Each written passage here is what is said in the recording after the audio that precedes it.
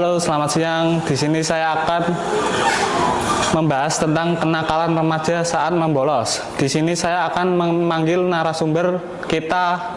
Inilah dia narasumber kita.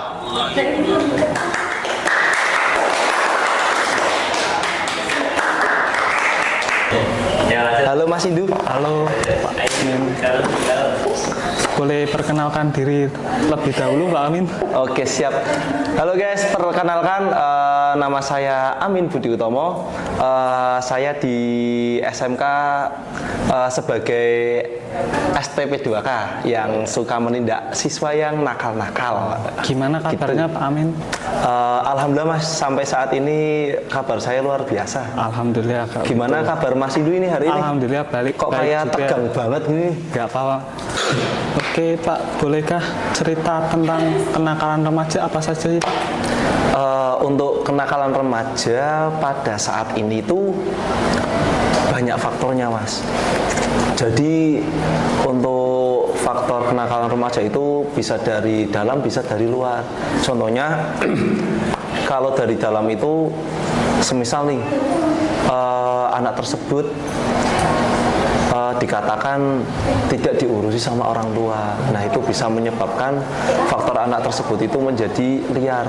Dan yang dari luar itu biasanya ada ajakan dari teman. Dan apa aja sih kenakalan remaja itu pada saat ini ya Mas ya? Itu yang terjadi SMK kita itu ada beberapa Mas. Jadi satu, ya di sekolahan merokok. Itu mungkin hal yang wajar kalau untuk di luar ya, tapi kalau di SMK kita tidak menerapkan untuk merokok. Karena kenapa? Ya kalau untuk merokok itu dilihat dari orang sekitar sekolahan, karena kita sekolahannya berada di lingkungan masyarakat, itu pasti akan menjadi nilai hal yang buruk bagi masyarakat. Itu anak sekolah kok udah ngerokok. Nah, itu satu. Yang kedua adalah bolos. Nah, untuk mungkin nggak di SMK kita aja Mas, bolos itu merupakan hal yang ya sangat digemari oleh siswa mungkin ya di luar sana. Nah, itu. Yang ketiga adalah yang paling bahaya ini Mas, marak-maraknya gangster. Nah, ini itu adalah yang paling bahaya. Karena kenapa? Dari beberapa bulan kemarin itu banyak sekolah-sekolahan yang lain itu pada ya geng-gengan, kalau malam keluar sambil bawa celurit, bawa parang, bawa pedang. Nah, itu yang paling bahaya Mas. Nah, di siswa kita itu juga ada beberapa anak yang ikut gangster seperti itu, dan juga beberapa kali pernah ketangkap polisi. Nah, kita udah beberapa kali juga jemput anak itu pasti menanyakan, kamu itu sekolahnya di mana? Nah, saat dari pertanyaan tersebut pastikan siswa akan menjawab nih. Kalau anak tersebut itu nggak jujur, maka akan mungkin atau dipukul atau gimana ya. Akhirnya kan pasti nanti akan jujur. Nah, maksudnya SMK kita itu SMK Sabu Garut. Nah, dari itu kita dipanggil sama polisi. Akhirnya kita mau nggak mau ya harus datang untuk jemput anak tersebut agar anak tersebut bisa pulang. Nah, itu Mas. Jadi untuk kenakalan remaja saat ini itu yang paling marak dan paling berbahaya itu adalah gangster. Karena ya dari Pekalongan itu sudah banyak dari SMK atau SMA yang lain yang di luar sana itu pasti saling serang. Nah, juga terjadi di SMK kita. Beberapa kali SMK kita banyak penyerangan ke sini dari SMK-SMK yang lain. Salah satunya yang kayak tahun ini ya, tahun ajaran baru kemarin, itu ada anak yang disabet pakai sabuk. Mungkin kenapa sih anak tersebut seperti itu? Ya, itu karena untuk diposting di medsos, karena dia pasti ketika melakukan penyerangan itu pasti dengan video HP. Nah, di situ dia naik motor sambil membawa alat-alat dan sambil berkata-kata kasar dan kotor. Akhirnya ketika anak kita berada di luar gerbang, lah itu langsung disabet. Nah, biasanya seperti itu. Terus dari itu pasti dari anak-anak kita itu pasti ada yang nggak terima, terutama yang kakak kelas. Kalau kakak kelas itu biasanya kalau nggak terima itu di suatu hari itu pasti akan membalas. Nah itu yang mengakibatkan terjadinya perang kecil antara Gitu ya.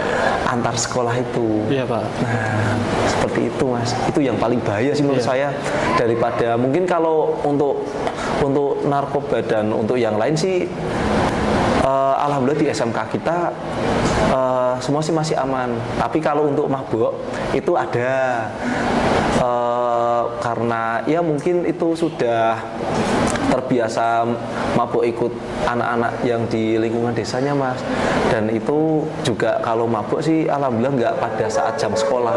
Itu dari sekolah apa ada tindak lanjutnya atau gimana? Kalau dari sekolah walaupun itu di luar jam sekolah, kalau kita mengetahui pasti anak tersebut akan kami panggil. Nah kenapa akan kami panggil walaupun itu jam sekolah ya? Kalau di luar jam sekolah kan itu harusnya ranahnya orang tua, tapi karena kita menganggap itu adalah anak kita, biar anak itu ya biar jauh lebih baik, yaitu kita akan tangani Mas. Dengan cara apa sih? Kita panggil dulu, kita tanya-tanya kenapa seperti itu. Nah dari itu kita tahu jawaban si anak. Nah setelah itu ya kita kasih saran, kasih masukan, ya biar nggak mengulangi hal tersebut. Iya Pak. Ini Pak, di sini saya akan membahas tentang kenakalan remaja saat membolos. Siapa saja sih Pak yang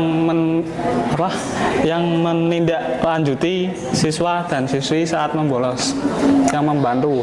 Ya kalau di SMK kita, SMK Islamiyah Sabugaru itu kita kan ada yang namanya tim penindak untuk siswa yang ya nakal gitulah bisa dikatakan ya. Itu dengan saya sendiri sebagai ketuanya, dan ada sebagai anggotanya ada Pak Gilang, terus ada Pak Royan, ada Bu Ilmi, ada Pak Reza, dan masih ada beberapa lagi. Oh, gitu ya Pak. Kalau itu tugasnya udah sendiri-sendiri apa gimana Pak? Kalau untuk tugas itu kita itu berjalan bersama. Jadi kalau ada satu kasus kita menangani bersama. Jadi nggak untuk diplotkan yang guru ini untuk ini, yang ini untuk ini, itu tidak. Tapi kita bareng menanganinya. Gitu ya Pak. Ya. Terus apa dampak dari membolos terhadap pendidikan dan perkembangan siswa Pak? Kalau untuk dampak untuk siswa yang bolos pasti dampaknya di pelajaran. Karena kenapa? Siswa yang bolos pasti akan ketinggalan pelajaran, dan ketika siswa ketinggalan pelajaran otomatis dia tidak akan mendapatkan ilmu pada hari itu. Oh, gitu ya Pak.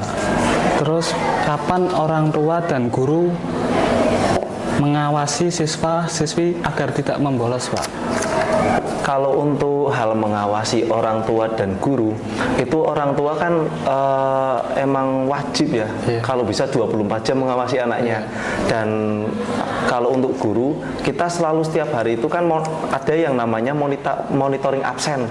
Nah itu dari situ monitoring absen itu kita bisa melihat bahwa anak itu berangkat atau tidak. Ketika anak tersebut tidak berangkat karena tidak ada surat apapun, kita biasanya telepon ke pihak orang tua.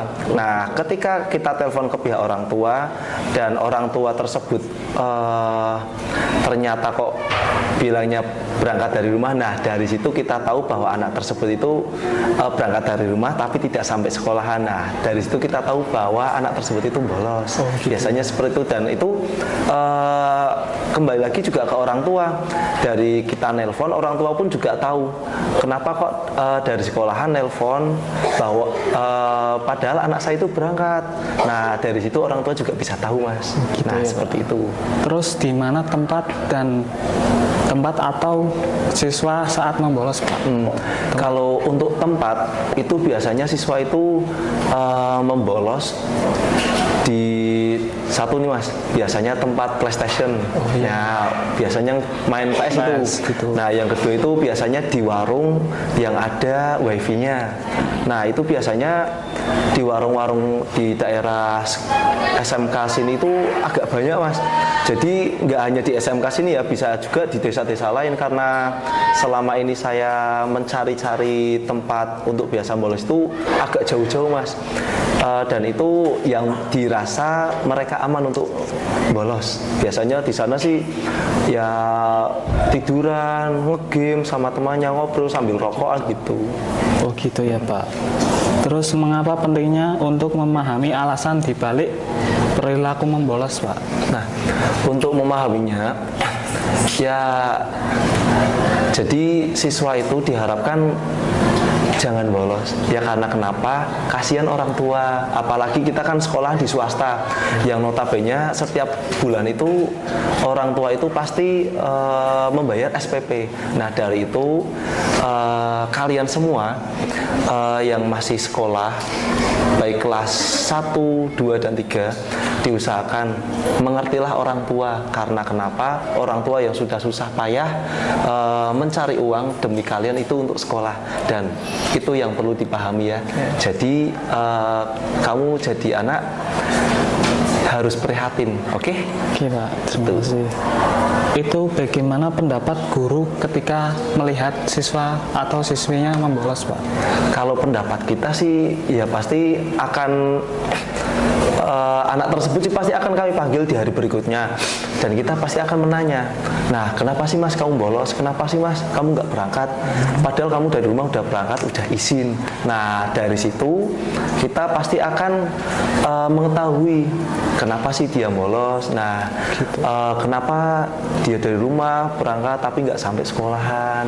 Nah biasanya anak tersebut itu biasanya ada yang ngajak, itu satu. Yang kedua biasanya di hari itu ada pelajaran yang tidak dia sukai. Nah biasanya seperti itu. Nah dari situ kita bisa mengasih saran untuk anak tersebut agar ya setiap hari biar bisa masuk sekolah dan nggak bolos lagi gitu. Apakah orang tua murid itu tahu Pak ketika siswinya membolos? Kalau untuk orang tua itu biasanya tahu setelah kita memberi kabar. Nah, seperti sebelum yang tadi saya jelaskan, biasanya kalau kan anak berangkat dari rumah nih, salin, minta uang saku, berangkat naik motor. Nah, dari situ anak berangkat, tetapi kok ketika guru monitoring absen, anak tersebut dinyatakan nggak berangkat. Maksudnya di situ alasan ya. Nah dari situ biasanya guru BK itu langsung menelpon orang tua tersebut, orang tua yang nggak berangkat itu, kemudian mengabari, Bu, anaknya panjenengan nggak berangkat, kenapa ya kok nggak ada izin? Nah biasanya dari situ orang tua menjelaskan, enggak Bu, anak saya tadi berangkat, sudah saya kasih sangu dan udah sarapan juga. Nah dari situ kita tahu akhirnya di hari berikutnya kita panggil anak tersebut ketika berangkat. Oh gitu ya. Terima kasih atas penjelasannya Pak.